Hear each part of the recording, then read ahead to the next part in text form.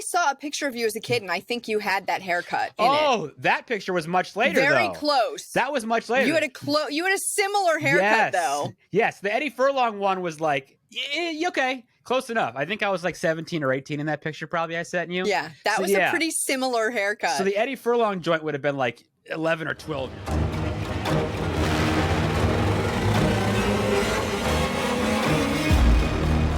Hey peeps, this is the Scary Movie Project, the podcast where we talk about scary movies. What are you doing? Just waving to people. Oh, he's waving to people on the screen, and it distracted me very much, apparently. So anyways, this is the podcast where we talk about scary movies, share our perspectives as filmmakers, and raise our spoilers from the dead again. I'm Tara. Oh, wow. I'm Matt. Raise some hell.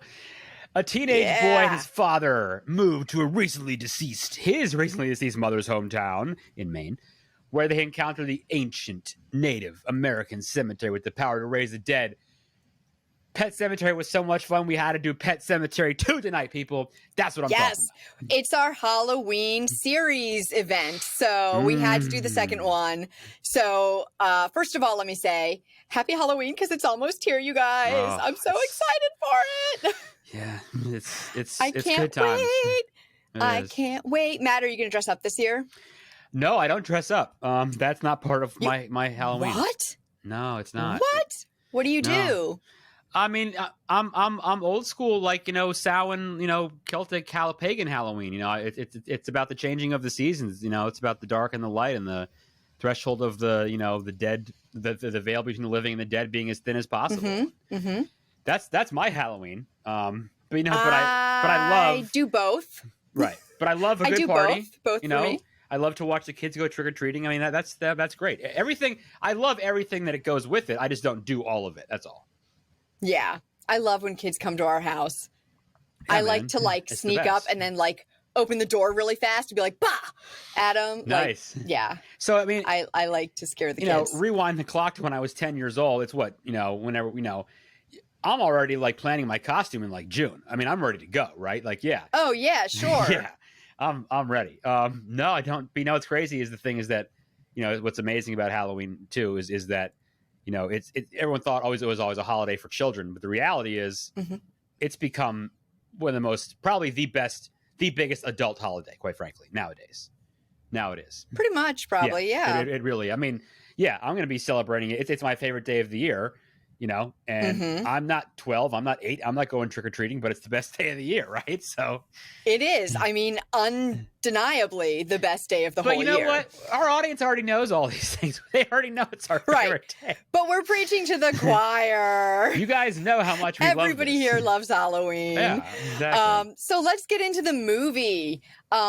Directed again by Mary Lambert. Yeah, because she directed the first one and she directed the second one too. That's right. She said that her original concept for the film was that Ellie Creed would be the main character because she was the only survivor, right, from the first one. We never saw her again, but Paramount was like, we don't know about a teenage girl for the lead. So they made the lead a teenage boy instead. And who is the teenage lead? Who is it? Eddie Furlong. Okay, so we will excuse them making it a male lead because they didn't think a female lead would sell, just because it's Eddie Furlong. So to Eddie Furlong, any young male in my age at that time, after Terminator 2, my hand is raised. Yes, definitely had the haircut. Definitely had the Eddie Furlong haircut with the skater dude, long on one side and short in the back. Yep, totally had it. Yep. Totally had it. Yep. My husband watched this movie so many times. When he was a teenager. Because, Furlong was, it was T2. Terminator 2 made him an instant star. Right. And, every kid had, the Public Enemy t-shirt, and they had the haircut like him. It's kind of like women were doing... And this was just the next year. Yeah. It was kind of like women did Jennifer Aniston's haircut, and guys got Eddie Furlong's haircut. It's so bad. It was so bad because it was first Vanilla Ice. I wanted the Vanilla Ice lines and my side, my eyebrows.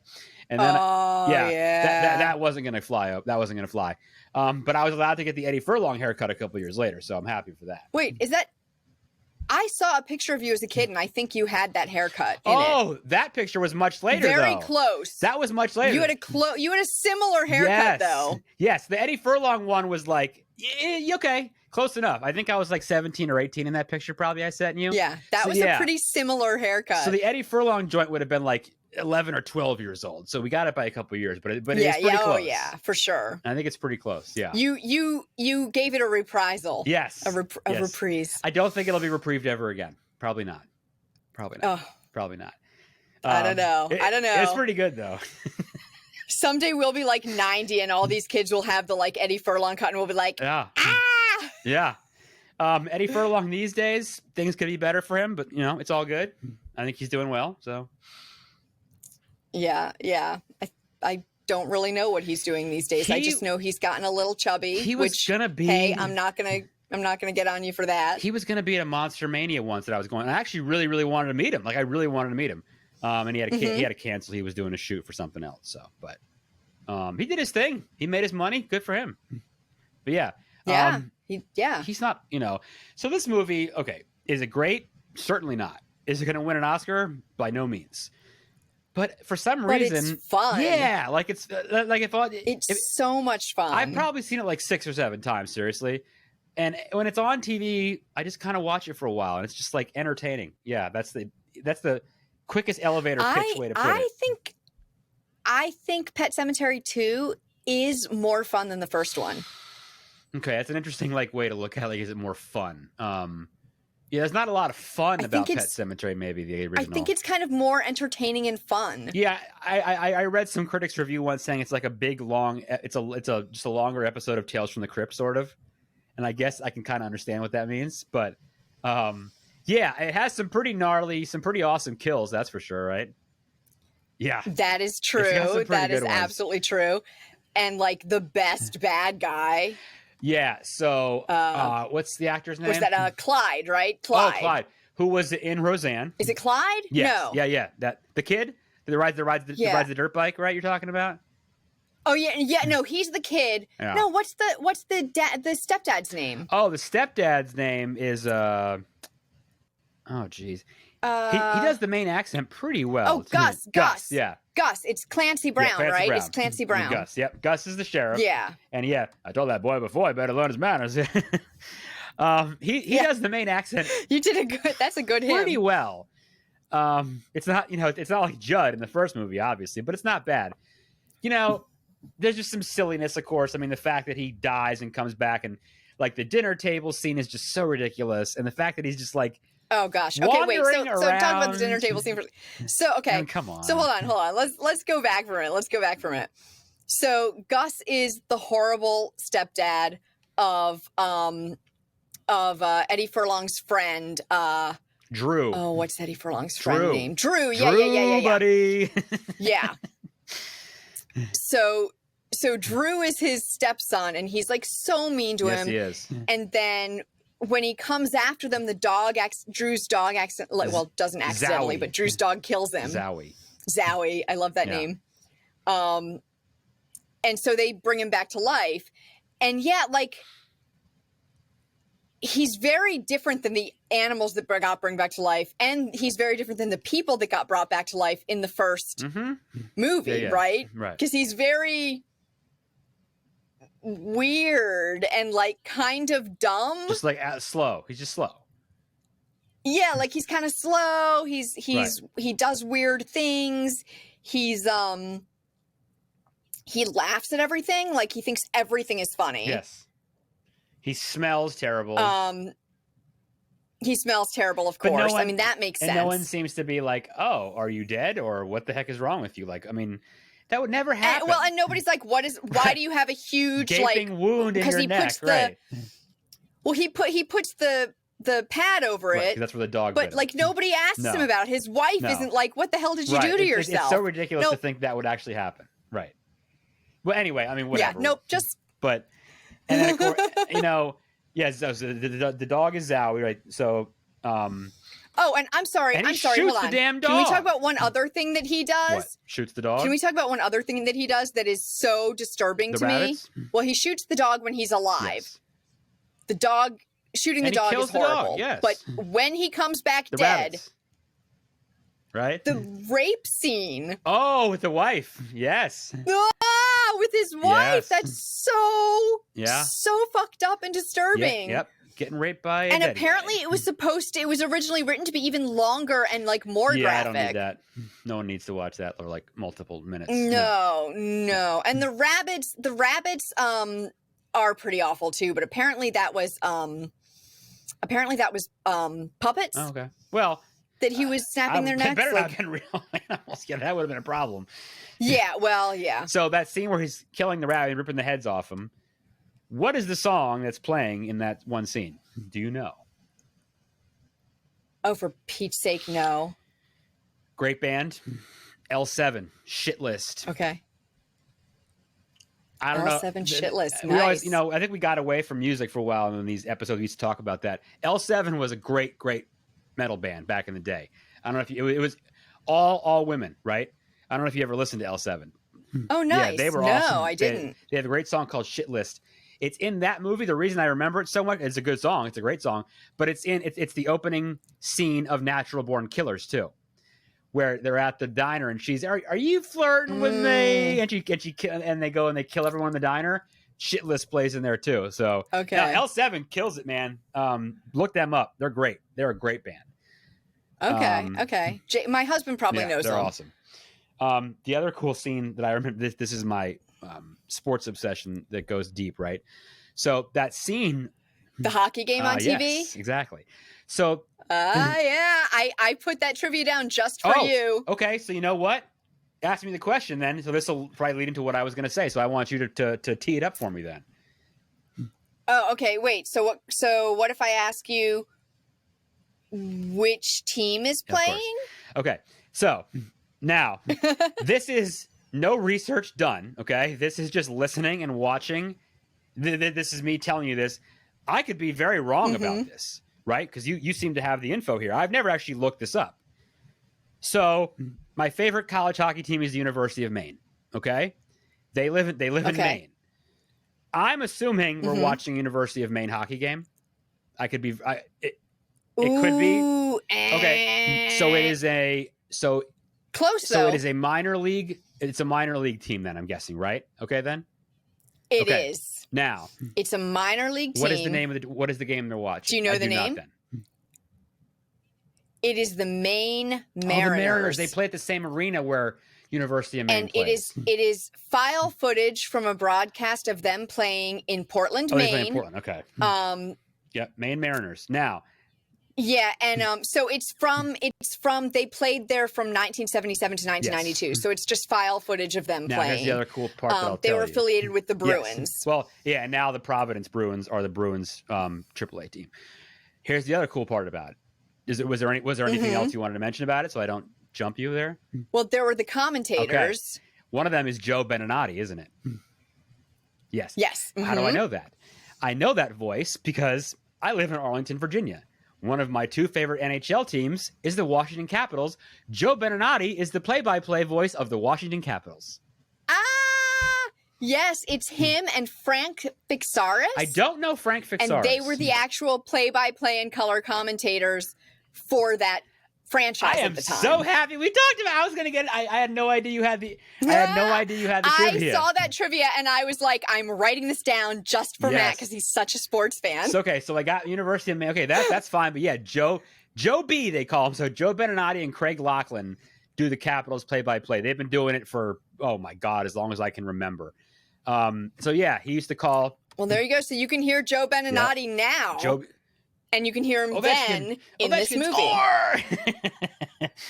Yeah, that's awesome. So I remember every time I watched that scene, I remember the first time I saw it, I thought, wow, that really sounds familiar. And then I realized watching it more and more, that's Joe Beninati from when he used to do minor league hockey.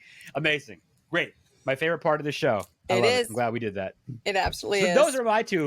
Those are my two cool parts of the movie. Okay, so talking about watching TV, here's another interesting one. So when Eddie Furlong's dad is Goose, watching, by the way, Top Gun, the TV. Anthony Edwards. Yeah, Anthony Edwards. Goose. I believe his character name is Chase in this. So he's the vet. He's Eddie Furlong's dad. I don't even know what Eddie Furlong's name is in this because I just keep thinking of him as Eddie Furlong. Yeah.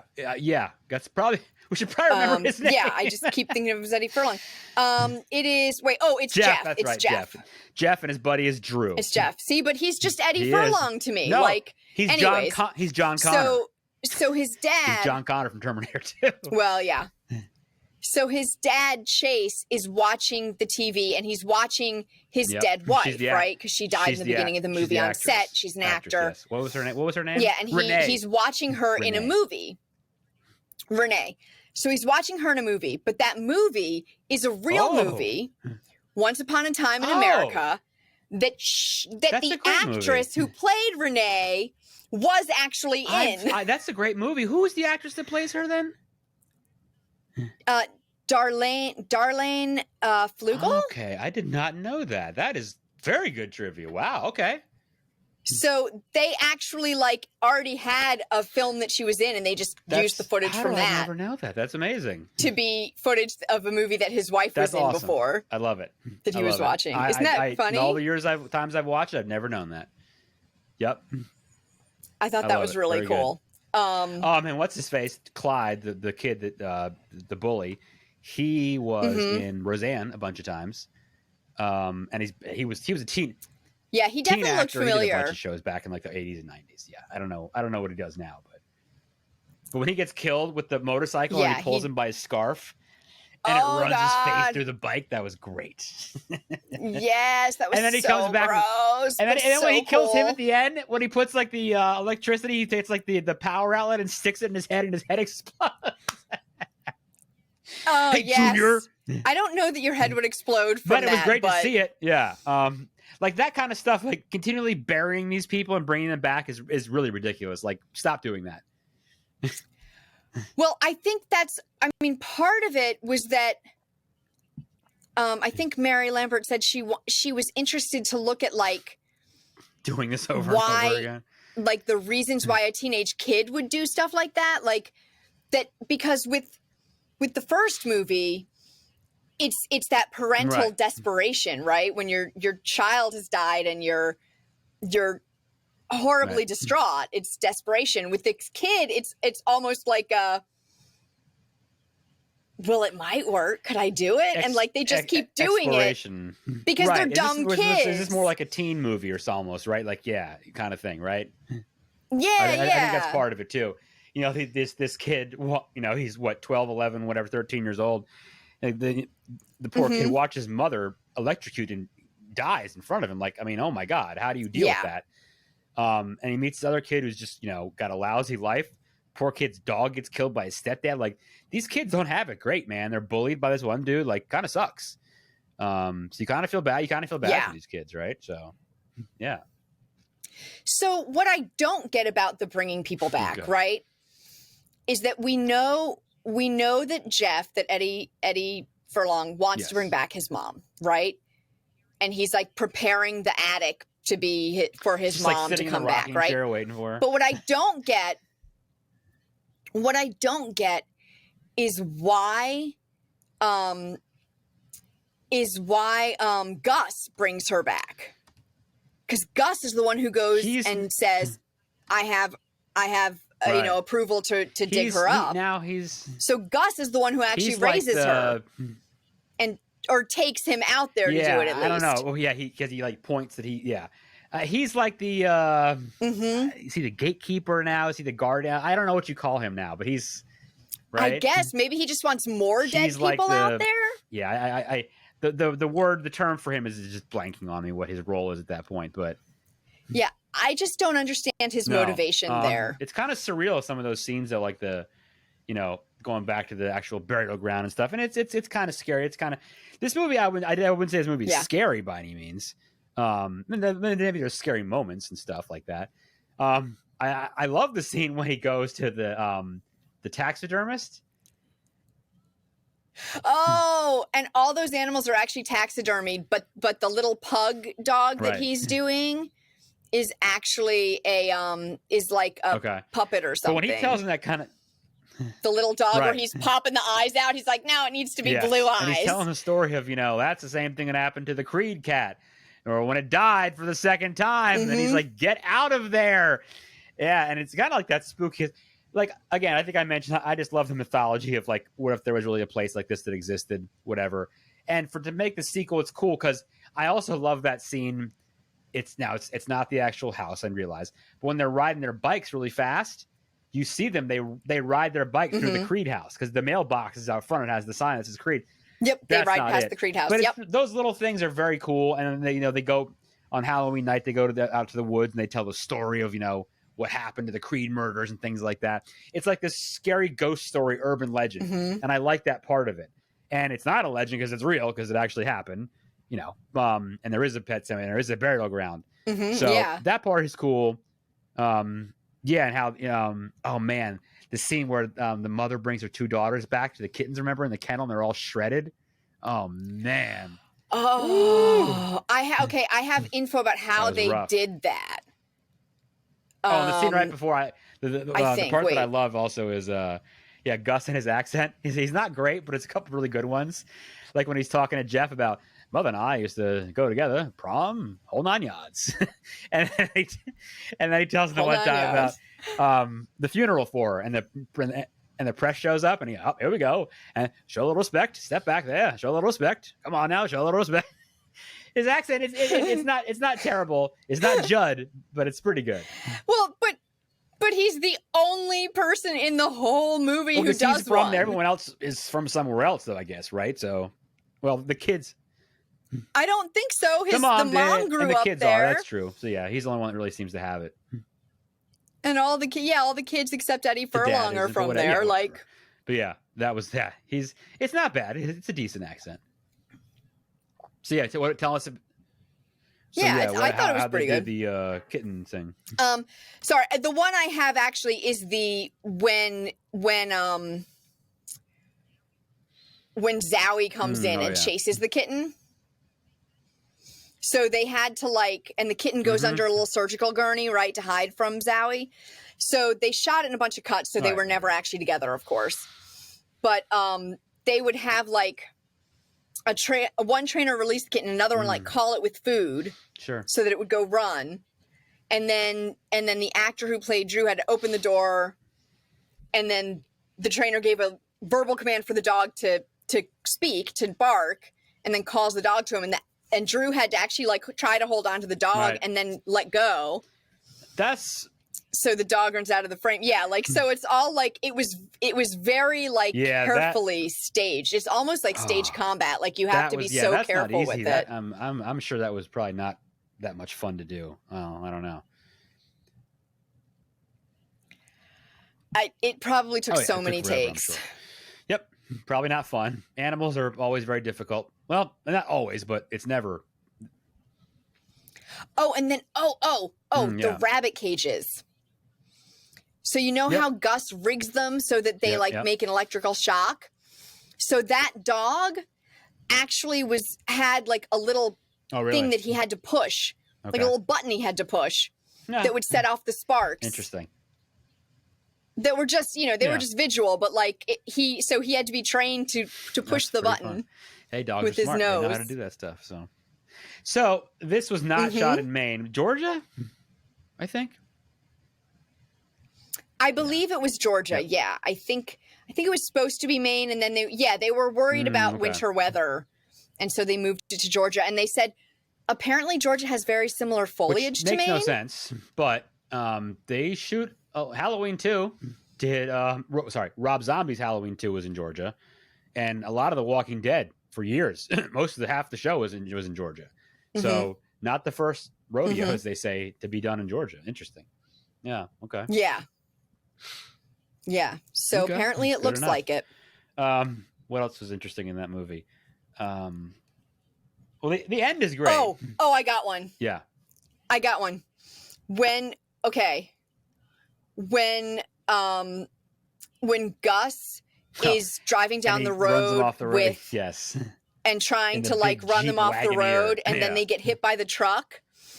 But they get hit by the potato truck, and potatoes fall all over them. And then when he drives away, I love the shot. His car wheel rolls over a potato and smashes it.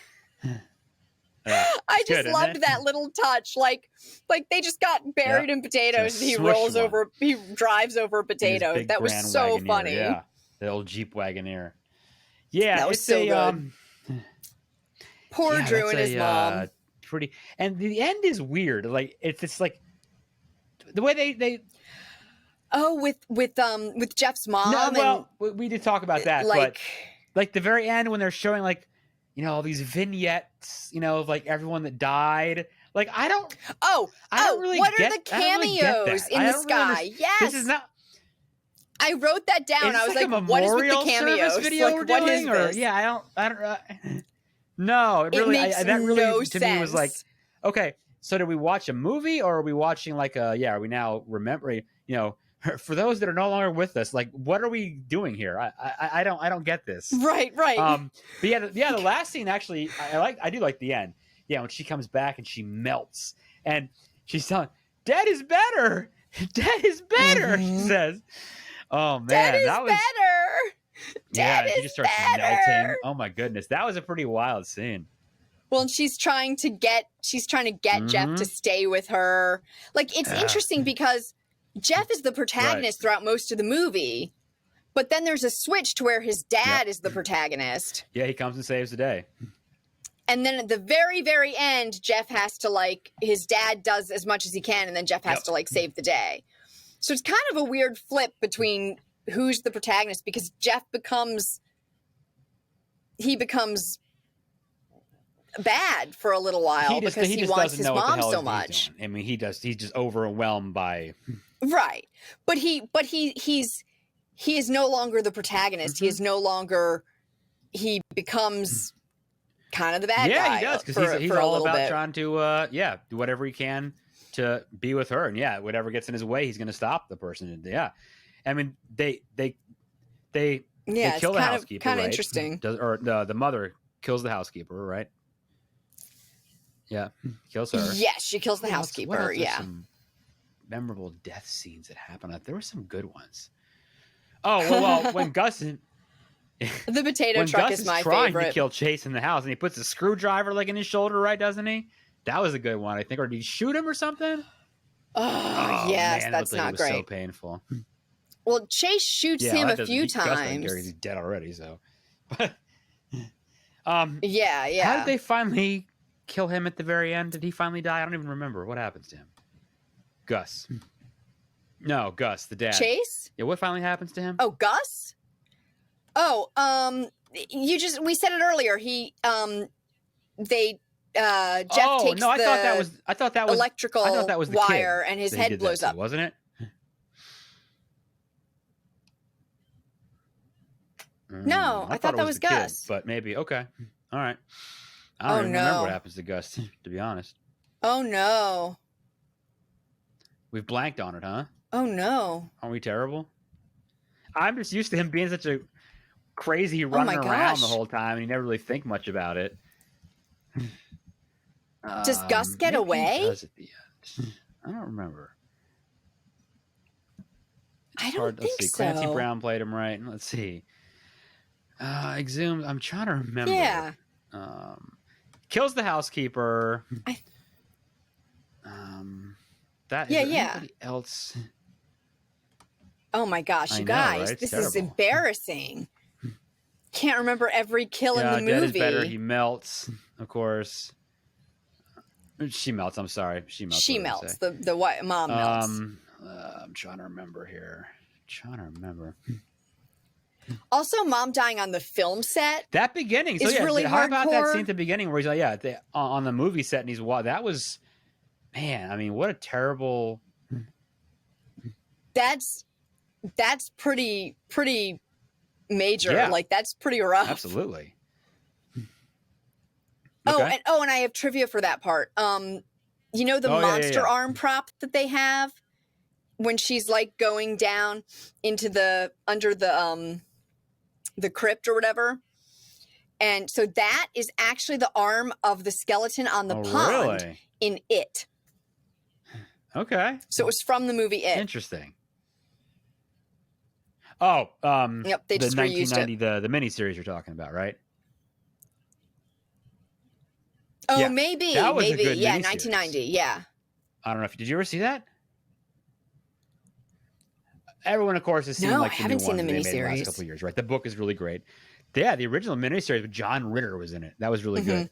Do we even find out yet, Gus? Did we even find out what happens to him? Does anything even happen to him? Do we ever even actually see what happens to him? I don't even think we do. So wait, so Yeah. it's the kid who I'm pretty sure it's the kid whose head he yeah. pops? I don't think we even saw what happened to Gus. I think he just kind of disappeared. I don't remember. Maybe he lives on at the end. I don't. Like I said, I've seen it a bunch of times, yet I'm blanking on what happened to him. Maybe so. Maybe that's like the scary thing. Wandering around dead, but yeah, I don't know. Yeah, again, great movie, no, but it's just kind of like maybe it's the same kind of thing like the Halloween movies and the Friday the 13th, where it's like I just love the first one, so they keep making them. We love the story. We have to keep watching these. I mean, if they had made a Pet Sematary 3, would I have watched it? Probably. Would it have been awful? Yeah, probably. I mean, you know, they made the remake, and I think I mentioned before I wasn't going to really talk about that because I really didn't like it. I didn't think it was very good. I'll leave that to you guys. Oh, I know what it is. Okay, the last time we see him, That's okay, right. he attacks Chase drills with him a through power drill. the shoulder or something, doesn't he? And he's doing the no right. brain, no pain. And then Chase shoots him through the jaw, and he gets crushed with a cabinet. I don't remember that. Wow, that's terrible. So it's before that very last scene. He does meet his fate. All right. He's re-deaded. He is re-deaded. Re-deaded. Yeah, I don't know. It's fun to watch. He is. I'm trying to think if I wonder what Stephen King thought about it. Since he's in the first one, you know, I'm more. I don't know. No, he had nothing to do with it. This but was not he written has by a cameo Stephen in the King. first movie. He's very involved in it. I'm just, I know what he always thought about The Shining. You know, everyone knows he didn't like it, whatever. I'm curious as to if he liked this though. It seems like a movie he would enjoy. Like he would just, like you said, he would have fun with watching it. You know what I mean? Because it's not his book. It's a sequel to a movie. It really has nothing to do with him. I bet he just kind of enjoyed watching it. I don't know. I hope so too. I hope so. I hope he enjoyed it. Ooh, I have another final trivia for you. I like music trivia. Music trivia. Okay. Just like the original Pet Sematary, this movie also has a song by the Ramones for its closing credits. What song do they do? What song is this? I don't know what song it is. I just know that because I did not pay attention to that. Is it worse than the Pet Sematary song? It is the Ramones. That's right. I don't want to be buried in a pet I don't cemetery. want to live my life again. Yeah.